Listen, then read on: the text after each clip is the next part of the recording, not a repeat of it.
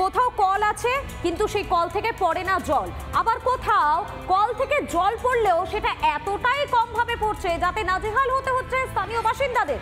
ভাবুন একবার, একদিকে তীব্র গরম আর সেই তীব্র গরমে এখন থেকেই কার্যত জল সংকটে ভুগছেন স্থানীয় বাসিন্দারা।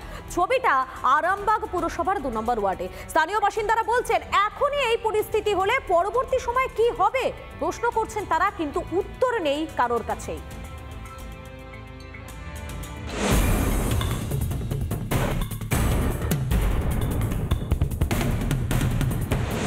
বালতি করে পুকুর থেকে বয়ে আনতে হচ্ছে জল, কারণ কলে জল নেই। অভিযোগ পুরসভায় বারবার জানানো হলেও কোনো সুরাহা হয়নি। আবার বাড়িতে সাবমার্সিবল বসাতে চাইলেও বাধা দেওয়া হচ্ছে পুরসভার পক্ষ থেকে। বাসিন্দাদের আরও অভিযোগ, সাবমার্সিবল বসানোর জন্য টাকা চাওয়া হচ্ছে। 50,000 টাকা পৌরসভায় জমা দিতে হবে, তবে তুমি আবার 50,000 টাকা 1 লাখ টাকা কার আছে ক্ষমতা সে 1 লাখ টাকা খরচা করবে বলো? আর এই সাধারণ মানুষ যারা গরিব মানুষ তারা মরে যাচ্ছে একটু জলের তার।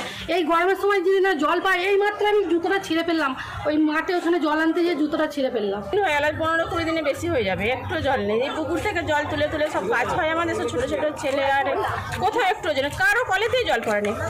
পৌরসভায় জানিয়েছেন? পৌরসভায় আমরা জানাইনি, এই পাশের বাড়ির একজন জানিয়েছেন, এই দাদা জানিয়েছে, সবাই জানে। হ্যাঁ জানানো হয়েছে। গত যে 2021-এর যে বন্যা, সেই 21-এর বন্যাতে আরামবাগে যখন নদী বাঁধ ভেঙে যখন প্লাবিত হয় আরামবাগ শহর, সেই সময়তে এই এলাকার যে পানীয় জলের যে লাইন, সেই পানীয় জলের লাইন কিন্তু ভেঙে যায়। তারপর থেকে পানীয় জলের লাইনকে ঠিক মতো সারানো হয়নি, যার ফলে তারপর থেকে সেই পানীয় জল কিন্তু সঠিকভাবে এই ওয়ার্ডে পৌঁছাচ্ছে না। বিজেপির অভিযোগ, বেছে বেছে হিন্দু পাড়াতেই জল বন্ধ করা হচ্ছে। তো হিন্দু পাড়াগুলোতে জল বন্ধ করছে এবং ইচ্ছাকৃতভাবে পুরো প্রি প্ল্যানিং করে জল বন্ধ করছে। পুরসভার চেয়ারম্যান জানালেন, জলের পাইপলাইনে কাজ চলছে, কাজ মিটে গেলে জল সমস্যার সমাধান হবে। জলের সমস্যা দেখা দেয়, আমাদের আরও 4টে পাম্প বিভিন্ন জায়গায় বসবে। এই পাম্পগুলো বসে গেলে জলের সমস্যাটা অনেকটাই মিটে যাবে। কিন্তু এই যে জেলেপাড়ার কথা বলছেন, এই জেলেপাড়ার ব্যাপারটা হচ্ছে কি, দুটিপাতা লজের যে এটা কেটে যাওয়ার জন্যে জলের সমস্যাটা দেখা দিয়েছে। কবে জল যন্ত্রণা থেকে মুক্তি মিলবে সেদিনের আশায় জেলেপাড়ার বাসিন্দারা। কতদিনে পৌরসভার ঘুম ভাঙে আরামবাগ পৌরসভার এই নিয়ে কবে উদ্যোগ নেয়, সেই প্রশ্নও কিন্তু থেকে যাচ্ছে। আরামবাগ থেকে ক্যামেরায় সন্তোষের সাথে সৌরভ রায়, রিপাবলিক বাংলা। আইন কানুনকে যেন তোয়াক্কাই করা হচ্ছে না, আইন কানুনকে কার্যত দেখা যাচ্ছে বুড়ো আঙ্গুল দেখানো হচ্ছে। কেন বলছি একথা কেন বলছি সেটার জন্য আপনাদেরকে অবশ্যই দেখতে হবে জলপাইগুড়ির দিকে। কেননা জলপাইগুড়িতে সেখানে আইন কানুনকে কাজকলা দেখিয়ে কার্যত নদীর চর দখল করা চলছে, আর যাকে কেন্দ্র করে তাজ্জব হয়ে যাচ্ছেন স্থানীয় বাসিন্দারা। দেখুন,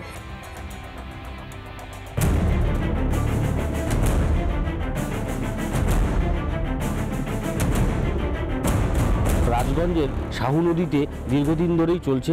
নদীর বেশ কিছু এলাকা ব্যারিকেড করে বেড়া দিয়ে ঘিরে তার মধ্যে ধান চাষ চলছে।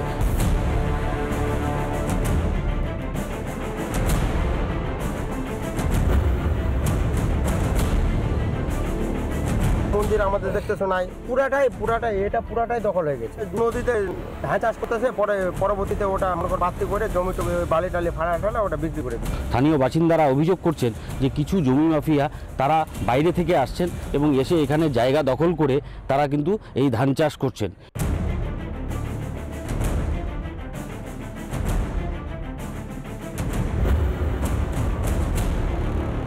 শিলিগুড়ির অবৈধ লোক এসে পুরা দখল করে নিচ্ছে। অবৈধ লোক বলে জমিদার লোকলা নাকি ল্যান্ড মাফিয়া?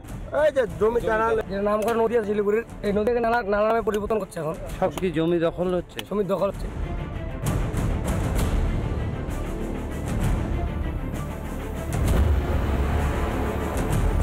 এই যে জমি দখলের যে অভিযোগ, তা নিয়ে কিন্তু সরব হয়েছে বিজেপিও। এটা সম্পূর্ণ তৃণমূলের মদতে করছে, সব জায়গাতেই সমস্ত কাজ ওরা প্রতিনিয়ত করে যাচ্ছে। তদন্ত করে দেখব, যদি অন্যায় হয়ে থাকে এটা কোনো মতেই ব্যবস্থা বরদাস্ত করা হবে না, আইন মোতাবেক ব্যবস্থা করা হবে।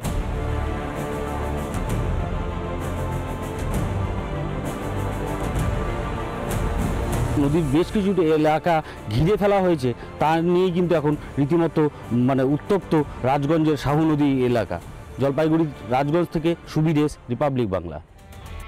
রাত পোহারেই রামনবমী, আর সেই রামনবমীকে কেন্দ্র করেই কিন্তু সাজো সাজো রব। শুধুমাত্র শহর কলকাতা নয়, রাজ্যের প্রায় সমস্ত জেলাগুলোতে ইতিমধ্যে সাজো সাজো রব প্রস্তুতি পর্ব একেবারেই তুঙ্গে। কোথাও এতটুকু ফাঁক রাখতে নারাজ তারা। যত রাম মন্দির রয়েছে সেখানে এই মুহূর্তে কার্যত প্রহর গোনা চলছে, কেননা আর কয়েকটা ঘন্টা পরেই রামের পুজো। দেখুন,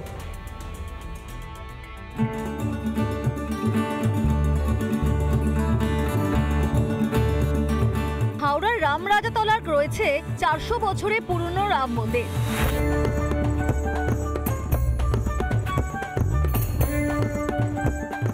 রামনবমী উপলক্ষে সেজে উঠেছে সেই মন্দির। এই 400 বছরের পুজোর একেবারে কাউন্টডাউন শুরু হয়ে গেছে। সকলেই রাত 2টো থেকেই এখানে পুজো শুরু হয়ে যায় এবং পূজারি রয়েছে। রাম হচ্ছে আমাদের ইষ্ট দেবতা। আমরা এই ভাইপো, ছেলে সবাই মিলে দেখাশোনা, পুজো সব কিছু আমরা করি।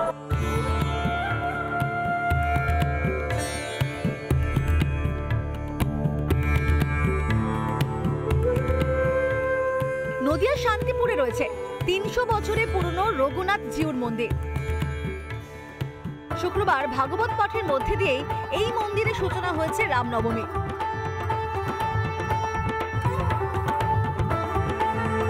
আর সকাল থেকেই মন্দিরের ব্যস্ততা তুঙ্গে। সজ্জিত রথে করে প্রভু রামচন্দ্রের তার মূর্তি বা রঘুনাথজির যে মূর্তি, সেই মূর্তি আলোকসজ্জায় সজ্জিত করে এই শান্তিপুর শহরের রাজপথ দিয়ে কিন্তু তারা একটা প্রসেশন তৈরি করবে।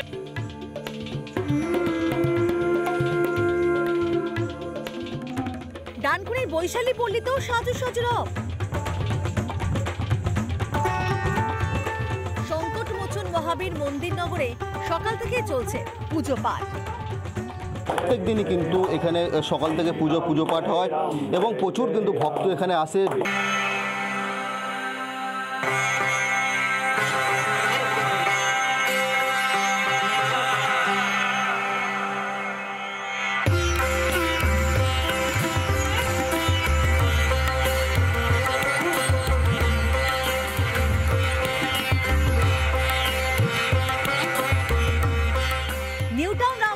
চোখে পড়েছে সকাল থেকে উৎসবের নানান আয়োজন।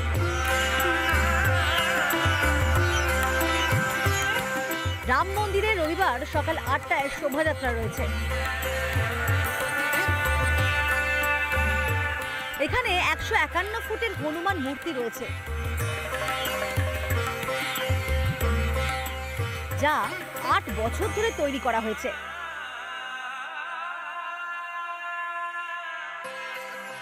এই মুহূর্তে দাঁড়িয়ে রয়েছে নিউ টাউনের রাম মন্দিরে, যেখানে সকাল থেকেই আজকে হনুমান জয়ন্তীর পূজার জন্য শুরু হয়েছে ভক্তদের আনাগোনা।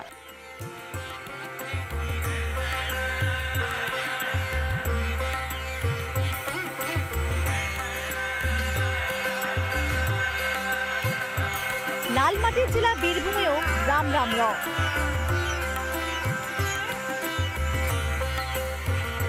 ভগবান শ্রী রামচন্দ্রের বড় বড় কাটআউট থেকে পতাকার পসরা বসেছে যেন দোকানে দোকানে। বড় বড় পুরুষোত্তম রামের কাটআউট নিয়ে শোভাযাত্রা বের হবে বীরভূমের সিউড়ি হোক, দুবরাজপুর কিংবা রামপুরহাট সাঁইথিয়া। জঙ্গলমহল ঝাড়গ্রামও সেজে উঠেছে রামনবমীর প্রস্তুতিতে।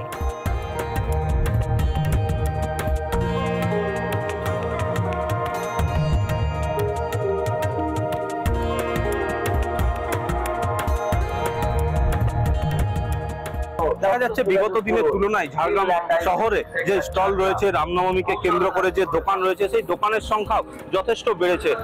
এবছর ঝাড়গ্রামে আয়োজিত হতে চলেছে একাধিক শোভাযাত্রা। বিভিন্ন সংগঠনের পক্ষ থেকে জানানো হয়েছে অন্তত 10টি বড় মাপের শোভাযাত্রা বের হবে। রামনবমী নিয়ে উৎসাহের অন্ত নেই ভক্তদের মধ্যে। উৎসবের সূচনা এখন শুধুমাত্র সময়ের অপেক্ষা। রিপাবলিক বাংলা।